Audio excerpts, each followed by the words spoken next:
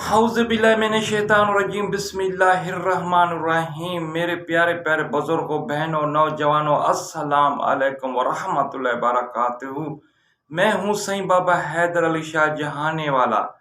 मेरी दुआ है कि अल्लाह पाक आपको हर खुशी दे, सेहत दे, इज्जत दे, माल में, रिज़्क़ में, औलाद में। अल्लाह पाक बरकतें ही बरकतें अता करे, आमीन सुम्मा आमीन। तो मैं गुजारिश करूंगा, मेरे भाई नया चैनल देख रहे हैं, सब्सक्राइब भी कर लें और दोस्तों से शेयर भी कर दें, साथ साथ घंटी के बटन को भी प्रेस कर दें।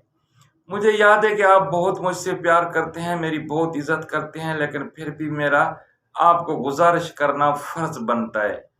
तो चलते हैं आज की वीडियो की तरफ। आज की वीडियो भी बहुत ही ज़बरदस्त है। जो मैंने जिनैद औरत के साथ हम बिस्तरी कैसे करता है, पार्ट 2 बना रहा हूँ। काफ़ी भाइयों ने रिक्वेस्ट किया, सईं बाबा पार्ट 2 कभी भेजोगे, कभी भेजोगे। तो मैं उन भाइयों का नाम इस वक्त नहीं ले सकता हूँ कि वीडियो बहुत बड़ी हो जाएगी, और किसी टाइम उनका नाम ज़रूर लूँगा।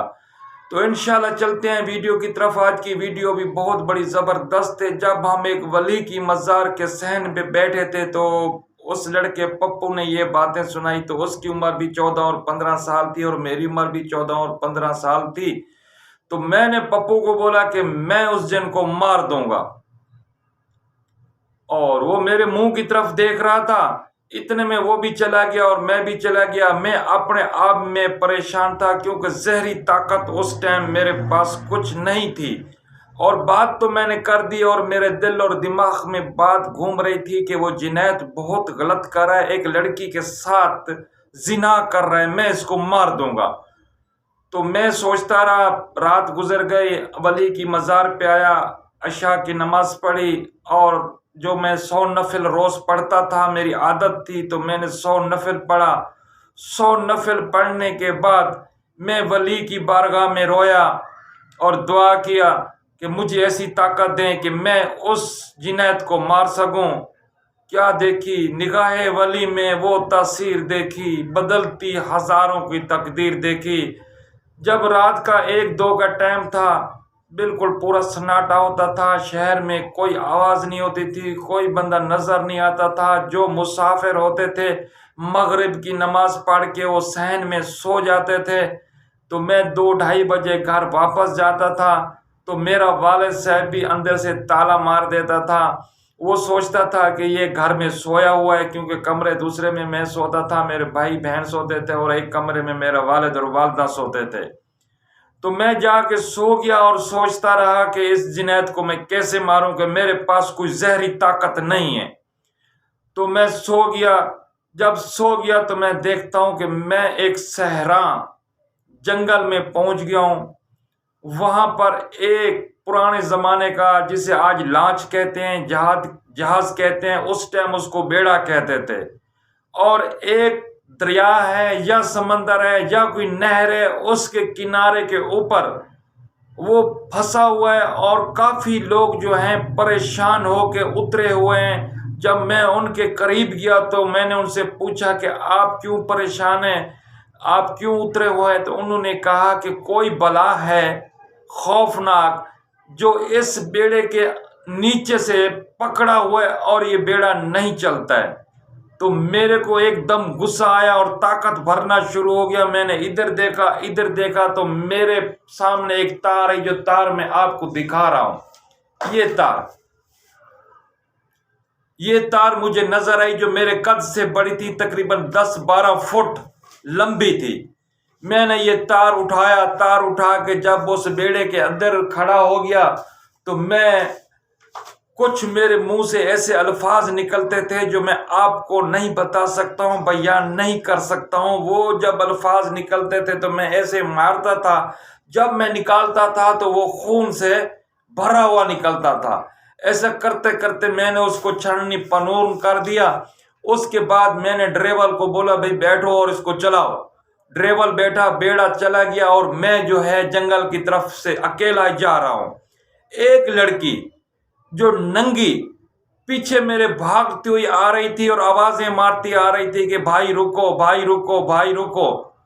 تو میں نے جب موڑ کے دیکھا تو وہ بالکل الف ننگی تھی، نہ جانے کہاں سے وہ کوٹ آیا جو آج تک میں نے نہیں دیکھا۔ اتنا خوبصورت کوٹ کالا میرے جسم پہ تھا۔ میں نے اتارا، اس لڑکی کو دے دیا۔ اس لڑکی نے پہنا تو میں نے اس لڑکی کا نام پوچھا، اس کے باپ کا نام پوچھا، اس کی ماں کا نام پوچھا۔ پوچھنے کے بعد میری آنکھ کھل گئی۔ آنکھ کھلنے کے بعد میں دیکھ رہا تھا رات کے تقریباً 2:30 کا ٹائم تھا۔ میں اٹھا، اس لڑکی کا نام بھی لکھ لیا، اس کی ماں کا نام بھی لکھ لیا، اس کے باپ کا نام بھی لکھ لیا، اور پھر میں صبح کو پپو کو تلاش کرنا شروع کر دیا۔ جب پپو کے پاس گیا تو میں نے بولا، پپو بھائی یہ دیکھ، اس لڑکی کا نام یہ تو نہیں ہے۔ اس نے بولا مجھے پتہ نہیں ہے، سید ظفر بخاری کے پاس چلتے ہیں، اس نے نام لکھے تھے، شاید وہی نام ہو۔ تو جب ہم سید ظفر بخاری کے پاس گئے تو انہوں نے بولا یہ نام تو یہی ہے، تو آپ کیوں پوچھ رہے ہیں؟ ہم بچہ تھے، شرم کے مارے ہم چپ ہو گئے۔ ہم بولا بس سرکار ہم ایسے ہی نام پوچھ رہے تھے، آپ ناراض نہیں ہو جائیں۔ تو میں پپو کو لے کے سیدھا اس کے پاس لاہور چلے گئے، اور کچھ مزار سے میں نے پھولوں کے ہار اٹھائے، اور ایک مٹی کا جسے ڈولی کہتے ہیں اس میں نے پانی بھرا، اور وہ پرچی میرے ہاتھ میں، اور پپو کو لے کے میں سیدھا لاہور میں چلا گیا۔ جب پہنچے، کیونکہ پپو تھا اس کا جگہ جانتا تھا، جب پہنچے تو اس کو جب ہم لوگوں نے بولا کہ آپ کی بچی بیمار ہے، آپ کی بچی کو تکلیف ہے، تو اس نے ہمیں برا بھلا کہنا شروع کر دیا کہ تم کہاں سے آ گئے ہو، پتہ نہیں کہاں سے لوگ آ جاتے ہیں اور ایسی ایسی باتیں کرتے ہیں، ہم لوگ پہلے سے پریشان ہیں، یہاں سے دفع ہو جاؤ، نکلو۔ اور میں جب آنے لگا تو وہ پرچی اور وہ پانی، وہ پھولوں کے ہار اس کی بیوی کے ہاتھ میں نے دے دیا۔ اس نے بھی نہ لینے کے جیسے ہوتا ہے تو ایسا ہی پکڑ لیا، بس جیسے ہوتا ہے ایسا پکڑ لیا، دل نہیں کر رہا تھا اس کا لینے کا۔ واپس آیا پپو کو، اور میں نے رکشا پکڑا اور سیدھا بس اسٹاپ پہ آئے، گھر پہ آ گئے، اور اس پرچی کو اس نے کھولا۔ کھولنے کے بعد اس نے بیٹی کے پاس گئی تو بیٹی نے بولا ماں بات سچ ہے، اور جو کل 2:30 بجے رات سے ابھی تک وہ جنید میرے پاس نہیں آیا، ہو سکتا ہے کہ یہ بات سچ ہو، دیکھتے ہیں۔ 2-3-4 دن انہوں نے دیکھا تو وہ جنید ان کے پاس نہیں گیا۔ اس کے بعد اس کی پوری فیملی اس فیاض سیٹھ کے پاس آئی اور کہا کہ تیرا وہ چھوٹا لڑکا جو پپو جو تیرا نوکر ہے اس کا بیٹا کہاں ہے؟ تو انہوں نے بولا کیا بات ہے؟ تو انہوں نے پھر وہ پرچی کھول کے دکھایا کہ ایک لڑکا یہ تھا اور ایک لڑکا اس کے ساتھ اور تھا، یہ پرچی بھی لے کے آئے تھے اور پھولوں کے ہار بھی لے کے آئے تھے، اور مٹی کا ڈولی تھا اس میں پانی بھی تھا۔ تو میرے کو انہوں نے اس طریقے سے بات کیا کہ میں نے ان کی بات سمجھا نہیں، میں ان کو برا بھلا کہہ کے میں نے ان کو بھگا دیا۔ لیکن بھائی بات سچ ہے، جو اس میں لکھا ہوا ہے اس ٹائم سے لے کر ابھی تک وہ جنید میری بیٹی کے پاس نہیں آیا۔ تو اس فیاض سیٹھ نے کیا کیا، اپنے نوکر کو بلایا کہ تیرا بیٹا کہاں ہے؟ پھر اس کے بیٹے پپو کو بلایا گیا، پپو تم گیا تھا؟ اس نے بولا ہاں صحیح میں گیا تھا، اور ایک دوسرا لڑکا بھی میرے ساتھ تھا۔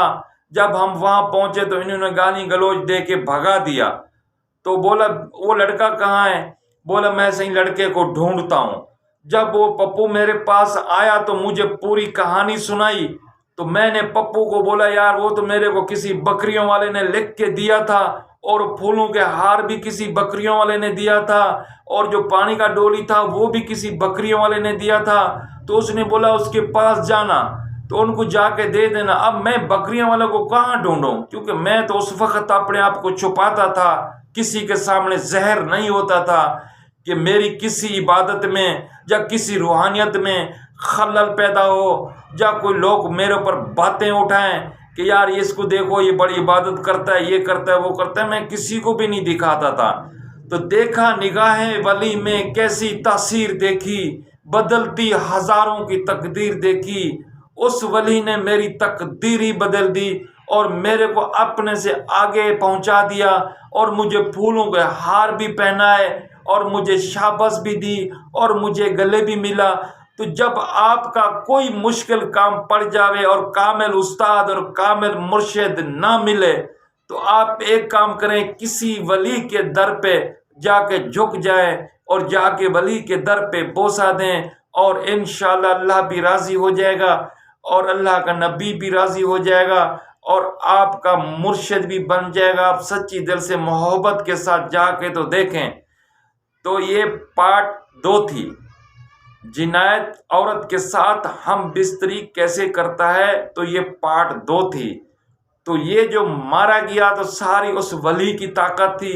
مجھے کہا کہ تم پریشان نہیں ہو، اگر تیرے پاس زہری طاقت نہیں ہے تو میں تو ہوں نا تیرے ساتھ، تیرے کو میں دکھا دیتا ہوں۔ تو اس اللہ کے ولی نے مجھے بہت بڑی بڑی طاقتیں دکھائی اور بالکل سچ دکھایا، جو میں آپ کو کچھ بیان کر سکتا ہوں، کچھ بیان نہیں کر سکتا ہوں۔ اور جیسے میں اس کو تار کو پکڑ کے مار رہا تھا تو تار پتہ نہیں کہاں سے آئی، اور وہ جو میرے منہ سے الفاظ نکل رہے تھے وہ بھی میں آپ کو نہیں بتا سکتا ہوں کہ میرے منہ سے کیسے الفاظ نکل رہے تھے۔ جب میں اس تار کو ایسا مار رہا تھا تو یہ 2 یا 3 فٹ کا پھٹا بھی تھا اور اس کے ساتھ لوہا بھی لگا ہوا تھا۔ یہ پار کیسے جا رہی تھی اور خون سے بھر کے کیسے آ رہی تھی، اگر آپ کی کوئی سمجھ میں آئے تو مجھے کمنٹ میں ضرور بتانا، کیونکہ ایسی چیزوں کے پوچھنے کے بارے میں تو میں تو بہت بڑے بڑے عالموں کے پاس گیا اور بہت عاملوں کے پاس بھی گیا۔ میں نے یہ نہیں کہا کہ یہ میں نے کیا، اور میں کہتا تھا میرے پاس گاؤں سے خط آیا اور یہ کچھ بتائیں، تو کوئی بھی نہیں بتا سکتا تھا۔ پھر میں کیا کرتا تھا، اس ڈسٹر میں لکھ کے رکھتا تھا کہ ہو سکے کبھی میرے کام آ جائے، ہو سکے کبھی میں غلط راستے پر چل پڑوں تو اس ڈسٹر کو دیکھ کے پھر میں رک جاؤں گا۔ تو میری یہ سوچ تھی کہ میں اس ڈسٹر میں لکھوں، اس کے بعد ہو سکتا ہے میرے مرنے کے بعد کوئی اس کو اٹھائے، وہ 5 وقت نماز پڑھے گا، عبادت کرے گا، رات کو اللہ کا ولی بنے گا، پھر اس کو پتہ چلے گا کہ یہ اس میں کیا لکھا تھا۔ تو بیٹا اگر کوئی غلطی ہوگی تو مجھے معاف کرنا۔ آستانہ عالیہ نورانی زندہ آباد، پاکستان زندہ آباد۔ اگلی ویڈیو تک مجھے اجازت دیں، اپنا خیال رکھیں، اپنے ماں باپ کا خیال رکھیں، اور جب ماں باپ کا خیال رکھیں گے تو اللہ بھی راضی ہو جائے گا، اللہ کا نبی بھی راضی ہو جائے گا، اور کامیابی آپ کے قدم چومے گی، اور یہ جن اور دیہ یہ پری آپ کا کچھ بھی نہیں بگاڑ سکیں گے جب ماں کی دعا ہوگی۔ تو زندگی رہی تو اگلی ویڈیو ملیں گے، اس ویڈیو تک مجھے اجازت دیں۔ اللہ حافظ۔